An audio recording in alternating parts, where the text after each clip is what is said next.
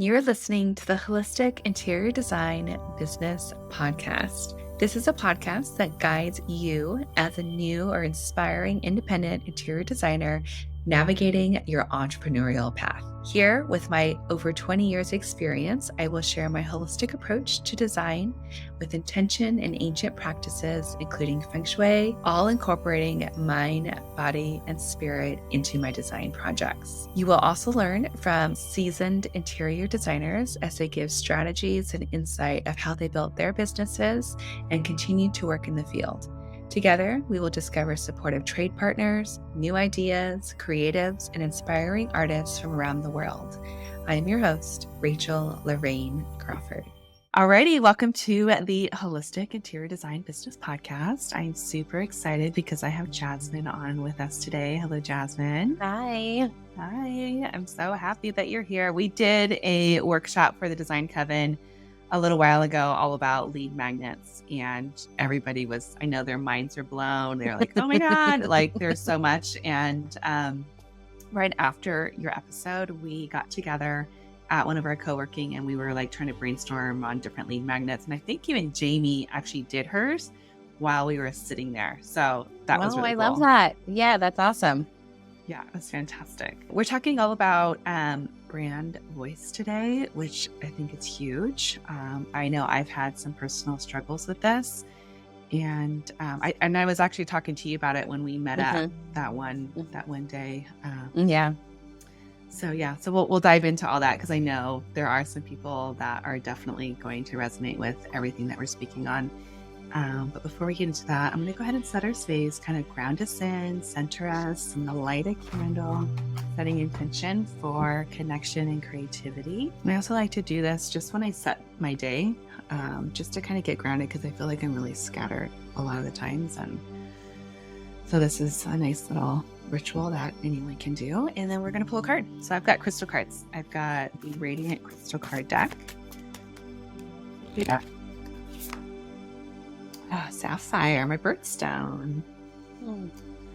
Intuition, wisdom, and generosity. This is the throat chakra. Of course it is. And the affirmation here is, I am guided by my wisdom and creative expression. And I think that totally speaks to what we're talking about. 100%. I was like, I don't feel like a better card could have been pulled for what our subject is going to be about today. Yeah. And then Carrie, who's the creator of this deck, always corresponds the crystal with a flower, and the flower here is iris, and it's hope, trust, wisdom, expression, and passion. Yeah. Oh, and then I usually don't read like all the things. There's a whole thing on the back, but I was just looking at the energies, and it says sapphire is a stone of wisdom and helps release confusion. It restores balance to the body and mental, spiritual energies.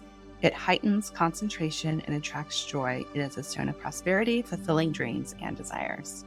I love that. All right, Jazmin. So I always ask, what's home? What's home for you right now? It could be the idea of home, your physical home, any piece or part of that. Can you share a little bit about home for you? Yeah, definitely. I was going to say, I think I have a really unique way of making home wherever I am. I've moved around a good amount, like from pretty much every major milestone in school. And then I've lived abroad and I've been a digital nomad. So for me, I guess it's what I make this space and what I bring into the space to make home. And I feel like it's a good quality because I don't get uncomfortable and I can sleep on a friend's couch even. So Amazing. Home for me, and I was just laughing, home for me is definitely in a city. I love being around people, the energy, walking out my door, having my local coffee shop, my local bar, my local just like little shop markets I go to. That for me is home. I find comfort in that over being in the middle of nowhere on like a farm. Wow. Yeah, you've really created the sense of family within your community with all the... Yes, definitely. Yeah, absolutely. So cool. I love it. Can you share with us a bit about your origin story into this online business management place that you've dominated and really succeeded at? Yeah, absolutely. So My journey really started actually, I would say, in the corporate world, which I really soon realized that was not for me, but I'm glad it gave me the foundation of where I'm at now. I've been trained by all the big hotel giants, big banking giants, but they've set some like foundation in me that some's good and others I've definitely left behind. And taking that, and when I lived in Australia for 3.5 years, I got to start working for like small businesses, I guess you could say, medium small. And I just realized there's so much more growth and opportunities and space to be able to have a voice in a company. And that's where I really started being like, okay, I really enjoy this, but what if I could do this on my own? And I actually started a travel company as my step one. And in that travel company journey, which I still have, and that's a travel company for women called Maven Getaways, which we kind of bridge the two. I just realized there was also a big gap for when I was talking to entrepreneur friends of things that just come to me naturally in terms of like branding, marketing, taking big picture, coming in small, strategy, that I had a lot of friends that were just really missing that gap, networking, all that kind of stuff. And so with that, I was in a mastermind group and just naturally talking and helping people through. And that group was like, what are you doing? Why are you not doing this in addition to what you're doing with the travel business? And two businesses seemed like it was impossible because I was still starting my other business, really. And that is really where I was like, why can't I own two businesses? Why can't I use both parts of my brain? Why can't I do this? And so, that's really the origin story of where this came from, is just wanting to help and give value to other women creatives and entrepreneurs and help them get ahead in their business. Because in the end, I just want like freedom and travel for all of us. I want us to all have the space and the money to be able to go see the world. And so that's really, it's still part of my mission, just in a different way. So rad. I loved how you've been able to bring those two things together and serving. Are you serving the same clientele in both businesses? Or is there a crossover? It seems like there would be. Yeah, there definitely is a crossover, which is even more like magical and unique, in both ways. If I meet them while traveling and they say they own a business, I can offer them, just even like the business coaching or just someone to talk to, but mainly the other way around. If I give someone enough space and help them as an online business manager to be able to travel, and now they're making more money and able to scale, now they can afford to come travel with me. And so, there's definitely this alignment between the two, which I've like my overarching mission would be to, help women and create more flexibility and space to travel the world. And I feel like both of my businesses are able to do that. That's so crazy. I love it. I love connecting with other entrepreneurs that are able to cross or to bring different worlds together, because I feel like that's what I'm doing with my interior design business. And I know people that are coming to me or that are attracted to the Design Coven are also in that same sort of weird transition, or just like in that liminal space of bringing two things together and how to make that work. And definitely, you're killing it. Thank you. Yeah, it's awesome, and it's really inspiring to see other people do it, because then it gives our designers this like inspiration to be like, oh my god, okay, I'm really gonna put my twist on this or my brand voice into this, and this is where you come in, because I love that you fully embrace every part of your brands and you have your own take on everything. Can you share with us how you were able to find that? How did you tune into that? And when did you know like this was the thing? I know you probably had people say stuff to you or give you some criticisms or all that stuff. Can you tell us a bit about how that transition happened? Yeah, absolutely. I would say it probably started actually with the travel company first and foremost. And I was starting with using the colors pink and being kind of pink and white. And I had a whole different brand name. And I just started playing with logos and I was like, ick, this is not feeling like me, but it's what the trends got going on. And then I was working with a designer at the time. She was designing and we just weren't relating to each other, and she wasn't getting where I was trying to go with it. And I had to step away and be like, this is my brand. And then I was like, hold on, do I fully understand what I want behind this? So, I did a few exercises, which I would recommend to anyone if you've already got your brand or you're trying to develop your brand voice. And I just took like those giant Post-it note papers and put them all over the walls. And I did this during COVID, so I did have a lot of time at the time, but all over the walls. And I just literally started putting words up there that might have had to do something with travel and might have not. And just writing like magic, like bold, unapologetic, travel, wanderlust, like, globe, and just all these words I just threw at this. And so I just had like 6 of them. And it was just like all these different feelings travel could give to you, things travel might mean. And then I went through and I was like, day by day, I was like, don't like that one. Not me, not a good voice for me. And then that is kind of where I came up with these, let's call it 10 brand words that I really think helped direct me. And even the company name doesn't necessarily directly relate to anything. It's a word made up, but it meant something to me. And being really bold and unapologetic in my branding is huge. I cuss in it. I, say no regrets, dance on tabletops, those kinds of words is how I want people to feel when they're traveling. And sure, every now and then my have a shit ton of fun, which is my tagline, gets edited in certain things, and that's okay. Right. It's I have a ton of fun, and that's all right. But for the most part, and I said it in front of like a big group of executives, even like I have said, have a shit ton of fun in front of, a bunch of people in suits, and they laugh at it and they think it's great because that's what makes me me. So yeah, I definitely think it's just like playing with those words and putting it up there, but really like living it, being it, and not being afraid to be different than everyone else. Yeah. And I love your story about you and the other designer and creating your brand, because that exact same thing happened with me with Rachel Lorraine. I remember I hired somebody and they're fantastic at what they do. And I loved everything that they were doing.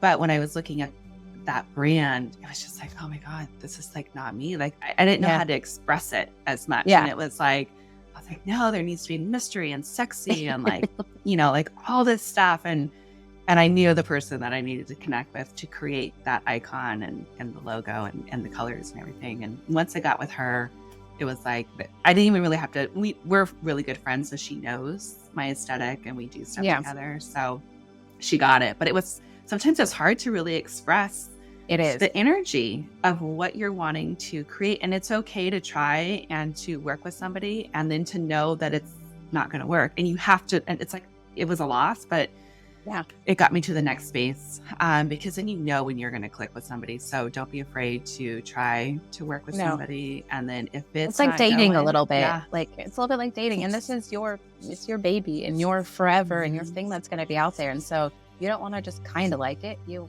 kind of want to love it a lot. Yeah. And kind of be obsessed with it. Yeah. It's part of you. It's like, oh my God, this is an expression of you.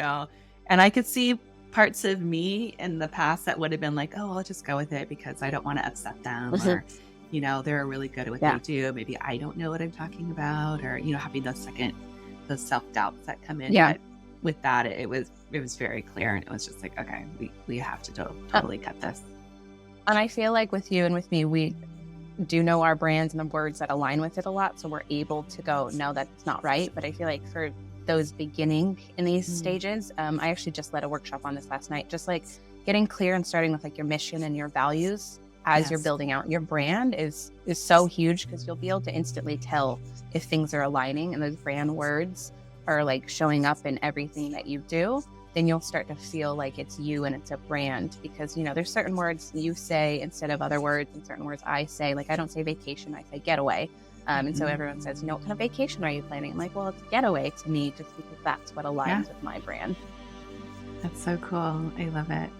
And can you share with us a bit about why it's important to embrace yourself as a brand? I know, that's a really big trend right now, but kind of just tell us about the importance of all that. We see it on a surface level, but I know there's so much more involved there. Yeah, I mean, I remember that conversation that we had where you're like, I'm not sure this, like, some people are feeling a little bit off about this. Am I, I'm second guessing this. And I felt that with my own, because I'm not like the others. But I think it's so important. The reason why we start our businesses, right, and we create our own brands is to feel it inside and out. Wake up every day and be joyful about it, be happy about it, be excited to jump into this line of work, but also to know the brand is kind of your compass, right? And so as you start taking on different clients and partnerships, and you have the opportunity to say no to things, your brand voice and the brand you've created kind of helps as that compass to make sure that, everything you're doing is aligning with it, to where, if someone came in, I'll use my trip for my company for planning for women. If a group of men came in and were like, can you plan my bachelor trip and make it, super bro-y, and I'd say that sounds really fun. Like, it actually sounds really fun, but I'm just not sure that one's for me, or I'm going to be able to plan the way you want it to go. But I have someone who I know does really great, bachelor trips for you and can do that. And so it gives you that space to really know your voice. But I think it's so important, and it adds that like humanization to who our brands are and what does set us apart from everyone else, right? It's easy for an interior designer to get lost in the space of like cream colors, right? And the whites and the green plants, which you see often. And with travel, the wanderlust spiriting and, the big flowy dresses for me. And, that is a really common look in terms of my industry. Yeah. But I went with like bold oranges, bold purples, bold like textures and prints that align with me and who I and how I want women to feel when they travel. And it's different than others will feel and want people to feel, but it aligns most with me. And it makes me feel authentic when I'm waking up every day rather than like not engaged with it. Yeah. And I think we're talking about brand here with, the aesthetics of what all that looks like, on a website or whatever. But I think also with designers, it's important to also understand our personal aesthetics with our niches and the color palettes that we're into. And it's super easy to get kind of caught into the trends and what other people are doing. And it's so hard because we're constantly comparing and it's something like, is anyone really going to want, my design for what I'm doing? But the answer is yes. And it's just really about honing that in. And when you and I had that talk, it was all about, I'll share, it was all about the word coven and, that being something that turned another designer off, or they just weren't understanding it because they associated it with a religion. And it was like, that's not even what it's about. And I felt like, oh my God, like I'm really, it's too niche or it's too pinpointed into this one space, and I'm not going to be able to get all these designers. And then it's like, it's okay. And I remember you talking to me, it's like, no. Like, that's what you want. It's okay. Yeah. You're going to want to attract who you want to attract, which is your ideal client and ideal member, whatever it is. And knowing who that is also important, because you don't want to fill your space with people that aren't your ideal client, because that's not the brand and the marketing you're trying to build for it anyways. And so I always say it's okay to have people who aren't interested, because you're not going to like getting on the phone with them every day. Especially you guys have a lot longer like relationships together, right? You guys could be together for a year. And if you aren't happy with the communication, the person on the other side, that's going to be a not fun relationship that you have for a long time. And most of the time, other things are not going to align further down the track anyways, even if it starts with the word. Yeah, you're so right. I mean, about the whole relationship thing, it's like, we've got members in our group that have been here from the very beginning, and it's just been really cool. We grow together. We just did hypno therapy last night and breath work. I was so jealous. Yes, we're all crying and just like, it was amazing. I was so jealous of that. I was like, oh, yeah. We definitely need to do another one of those. But we've really bonded. We are like this beautiful group of people that support each other on all these different levels. And, it's not just interior design, it's real life stuff that we're holding space for. So I feel like I can relate with my trips, because we're traveling together and we're 10 women that are sharing rooms and sharing spaces and meals together. And it's, they all align because they attract to my brand. And I don't really attract a certain type of person, because I want someone that if the girls are going to dance on tabletops, there is no judgment. If one girl's not going to come home one night because she meets a really attractive Italian guy and she's single, no one's going to judge her and shame her, right? She can come home in the morning and be like, tell us the story. How was it? Like, what happened? So like if someone has too much, a few wines, there's no judgment in the spaces that I'm creating, in that my brand really speaks to that. And if I had a brand that didn't speak to that, then I would definitely attract others. And then I'd have this misalignment, when we're traveling together. But But I also think you can be different people with each brand you build. So the travel brand is my like more natural colors, more like worldly self. And then with my online business management, I've really stepped into this like sexy feminine era of like blacks and golds and metals and, wearing stilettos when I show up in that space.